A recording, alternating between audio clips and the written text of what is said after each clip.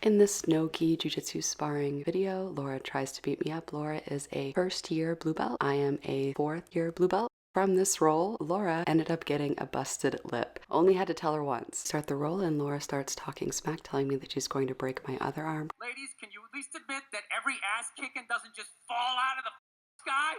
Today's video is going to be super useful for you, especially if you are a white belt trying to come up and get your blue belt. Go ahead and subscribe to this channel if you want to support the gimp girl with a bum shoulder. Now Laura goes in for a double leg, and one counter to a double leg is a Sumi Gaeshi. Now, because I have a gimped up arm, I cannot get a key lock grip to have better control. However, I hook her tricep and then put in my foot inside her thigh as a hook, so I can then sit down and launch her to complete a Sumi Gaeshi takedown, which is a great counter to a double leg and a single leg. Started from the bottom, now we up. Made 10 million in a year. Unable to pin Laura off the Sumi Gaeshi, she drives forward into a crushing side control, trying to put all of her weight into her shoulder and put a huge amount of pressure on me. Started from the bottom, now we up. Made 10 million in a year. Which is great. We love the pressure, and as you can see, my right gimp arm is actually helping me. One rule of thumb for white belts, for jiu-jitsu, and for life: when you are in a shitty situation, your number one goal should be to make sure it does not get shittier. And in jiu-jitsu, if somebody has side control, a shittier position is knee on belly. In order to prevent them from getting knee on belly, what you want to do is you want to put the arm that's closest to their knee, you want to place that on the inside of your thigh, and you want to block their knee from coming over, and then put your elbow and knee together. That way you can decrease the area of them getting their knee inside and on your belly. But what she does is she just jumps on it and drives her knee into my torso. Anytime that you have knee on belly and you want to, put some stank on it, you can hook their far side leg with your arm and grab their head while you're in a knee on belly, and then drive your knee into their sternum. That's definitely great in competition, but be careful if you use it against anybody on the mats, because you will get it back. Now I am in an open guard position. It's an open guard because my legs are not closed, and I am pummeling my legs in order to decrease the chance of Laura getting control over my ankles. She attempts to pass, and now she's trying to guillotine me, go for an outside trip and try to pass her guard. However, I am now inside of her guard, and if she were to cross her feet right there, that would technically be a closed guard. When you have a gimped up arm tucked in your belt, it is super easy to get triangled. So you can see I have one arm in and one arm out, which is bad news blues. To prevent a triangle, you always want both arms in, both arms out of the legs. And the escape to a triangle is whatever arm you have that's inside their legs, put that hand to the thigh. There's only one thigh you can physically do this to, and then rotate towards that one thigh in order to break open the triangle lock. That is an escape that has worked countless times, except against Roger, who just ends up mounting me and completing the triangle anyway. You do it right now. Have you seen that? No. Oh yeah. I love that movie. It Oh my wasn't god. me. It was the one-armed man. It was when I'm in. And it comes up out of nowhere like the arm like this. Laura is a girl who gives no fucks. That girl is like a little honey badger. This is the honey badger. Watch it run in slow motion. It's pretty badass. Look, it runs all over the place. Whoa, watch out, says that bird. Ew, it's got a snake. Oh, it's chasing a jackal. Oh my gosh. Oh, the honey badgers are just crazy. The honey badger has been referred to by the Guinness Book of World Records as the most fearless animal in all of the animal kingdom. It really doesn't give a shit. Oh, it's got a cobra. Oh, it runs backwards. Now watch this. Look, a snake's up in the tree. Honey badger don't care. Honey badger don't give a shit. It just takes what it wants. Whenever it's hungry, it just, ew, and it eats snakes. The honey badger is really pretty badass. She's like, let's just arm drag her. There are two defenses that you can do against an arm drag. One is to arm drag them back, and the second one is to post your opposite hand across their shoulders to stop the arm drag. However, I can't do either because I have one arm, so that was very strategic, very well thought out. She goes, takes my back, goes right in for the choke.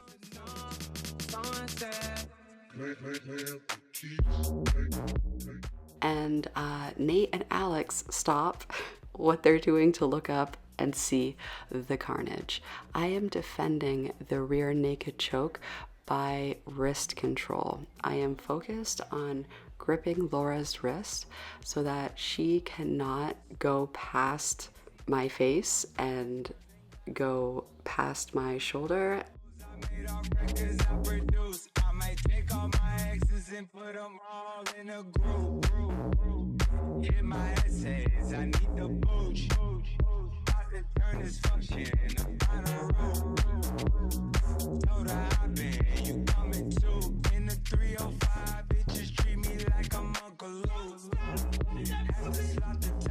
And now Laura is gift wrapping me like a Christmas present.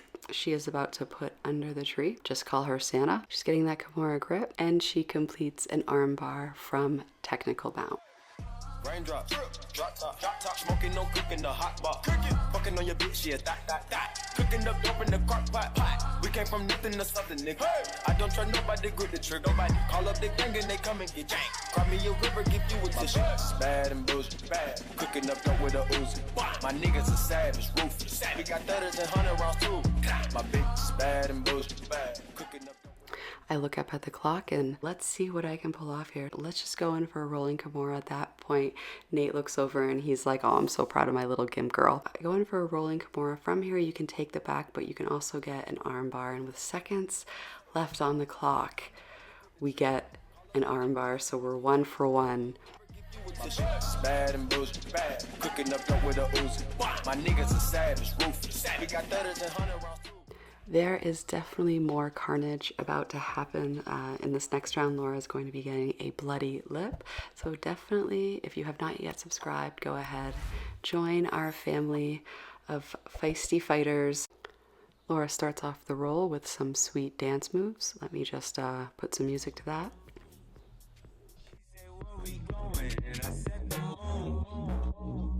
We ain't even make it to the room.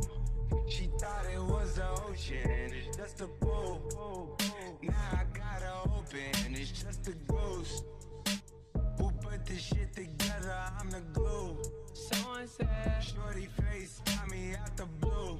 Someone said, mother. Remember, anytime you're doing stand-up, if you can look down and if you can see their legs, you can wrap your leg behind theirs, and that's an opening for an outside trip. Yeah, hey, she's in love with who I am. Back in high school, Laura ends up getting a leg trip, and she does a great job of, when she gets the leg, she keeps on driving forward. And that's one thing about a takedown. In order to complete a takedown, you have to be willing to fall, because if you're not willing to fall too, then you're not going to be able to get the other person to fall. And, you know, if you're afraid of falling, then just fall on top of them. No, just kidding. In takedowns, the ability to have bulldog persistence and keep on trying in a fast and repeated manner and keep on driving and keep on trying to get the movement, even if it failed a second before, is key. Laura pulls me to the ground, ladies and gents, and hops on my back to try to get a rear naked choke. In order to escape a rear naked choke, you must first escape back control. The key is to have wrist control. If I can get both of their wrists under my armpits, then that's great. We'll drive up and try to get my head on the ground, my hips high, and then it's a fight to get over one of their legs.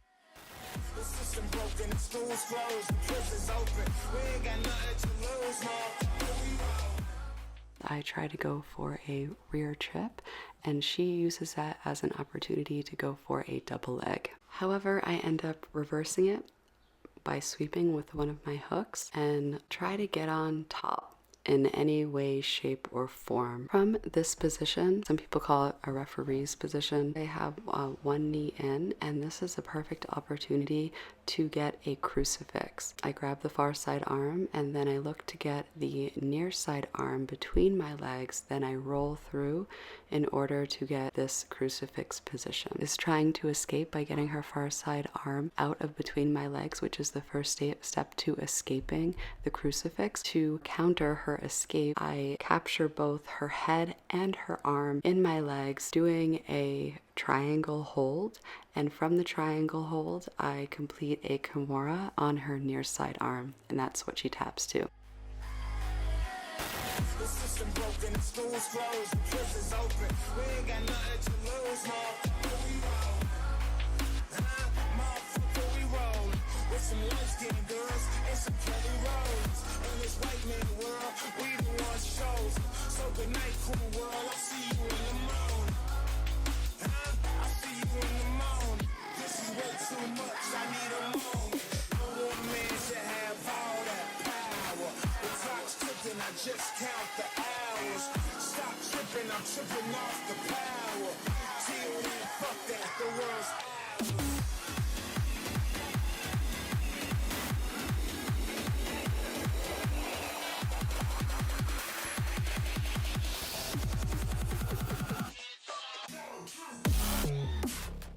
Now Laura is looking to take my back and choke me out, as she should. I love how she just goes for the back. She takes my back and she sinks in the rear naked choke and gets the tap. Just to go to the bodega, and I keep it with me just so that I'm feeling safer.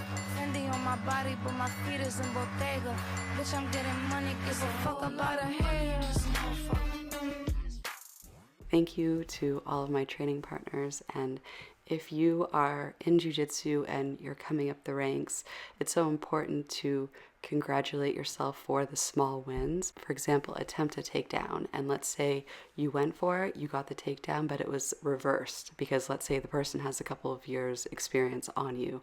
That is a success because you attempted the takedown. You attempted to go for something that you have never gotten before, and that takes a set of steel ovaries, okay? Thank you so much, Laura, for all of your viciousness. You go for it, and that fighting spirit, that never quit spirit, is definitely what jiu-jitsu is all about. From all of my years of training jiu-jitsu, what it has taught me is, of course, I'm not talking about weapons. If somebody were to just try to control my body, I know that I would fight until I'm knocked out. They would have to put me completely unconscious in order to stop me from attacking. You know, and you get your confidence because of what you know you can do on the mat. So that makes you very aware of how much fight you have in you, and that can be trained. You know, if you're ever in a sticky situation and somebody's trying to control you and do something to you, you know if it's fight, flight, or freeze, you can fight. You're not going to freeze. Running is good. I'm not leaving running out of the equation.